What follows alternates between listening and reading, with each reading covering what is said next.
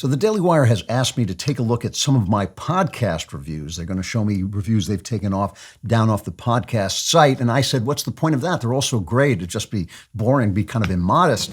But apparently there are some in there that maybe aren't as great as others. So I'm going to take a look at them and, tell you what I think of you, since you're telling me what you think of me. This is from Miri Goldberg, 5 stars. Laughter is still the best medicine. Listen, clever, witty, accurate Klavan is a voice that will fill that ugly, gaping hole in your heart. That is why I'm here, to fill the ugly, gaping hole in your heart with just my face. When next time you look at your heart, instead of seeing an ugly, gaping hole, you'll just see me grinning out at you. Here's another one from Chris, another 5-star review. I told you, who doesn't love me? Everybody loves me. It says, directions on how to spell Klavan are unclear. Got my hand stuck in a blender. 1 star. Hackosaurus says 1 star. Typical Russian propaganda. Typical Russian propaganda garbage. If they're going to attack me, it would be nice if they would listen to the show. I mean, that's obviously just a bot of some sort. 5 stars from I'm Not Happy Bob. He says, worst show ever. Definitely the worst podcast I've ever subjected myself to consume every week.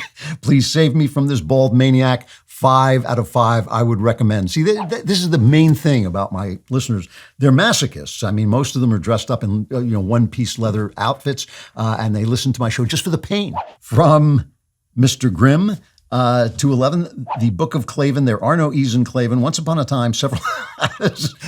Just sit back, pour yourself a drink. This one goes on a while. Once upon a time, several hundred years ago, a man, as they identified, climbed to the top of a mountain. Wearily, he looked across the vast expanse, clenched his fists with tears in his eyes, and shouted, "Rock Auto!" Instantaneously, as his mighty voice rippled across the landscape, birthing persons and their animal counterparts became with child. This actually works, by the way. Somewhere deep, dark, and silent, something stirred. A great foul wind arose from leathery wings. The great beast cast a shadow across the land, and all who saw it knew that with this great increase in bundles of cells, Sanger the Terrible has become awoken. Birthing persons from all over came to pay homage and to feed the insatiable thirst of Sanger the Terrible. All others became shunned and their crops withered. Someone else continue this story. This is another thing about the people who listen to my show. They have a lot of time on their hands, obviously, to be writing this. I think that was a good review. It said 5 stars, so I'm going to take the compliment and go.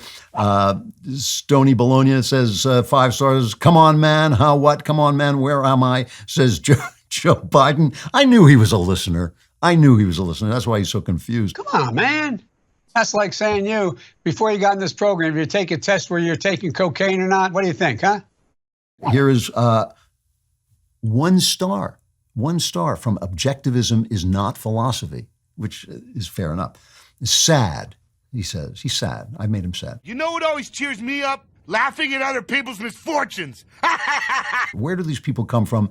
The combination of loserdom and hubris, all ground up and wrapped in a disembodied colon like a rotten piece of sausage. The elevation of this tragedy of idiocy could only be possible within the American conservative movement.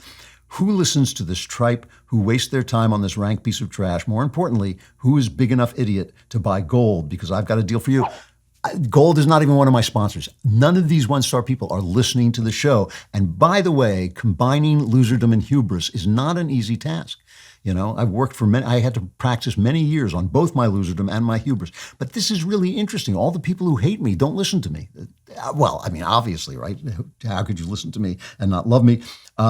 From Up in the Mix, D6 Up in the Mix, Funnalicious. If you licked his face, it would taste like laughter. That actually is fact check true. And Sonia says, Klavan made me leave this 5-star review. The end. And 1 star. Let's see if this guy's got it. This guy actually listens. Stream time, it says, dude's a moron. All right, so maybe he does listen. He says, completely out of touch, attempts to brainwash right-wing chuds with nonsense. So help me, these guys, see how unspecific the guys who hate me are? It's because they're not really listening. They're just turning up and doing it. Fart Student says, my review is absurd. Greatest abuse of creativity in a single podcast. Sufficiently abrasive and deeply offensive content in a society where facts are somehow violence. I hate that I love this podcast so much, and therefore we must cancel it before we all become so woke that we never wake up again. The intros make creative people feel uncreative. I'm offended sufficiently. 8 stars. So there you have it, folks. The people who love me hate themselves, and the people who hate me aren't listening. So that's a summation of my audience. I'm glad to see it.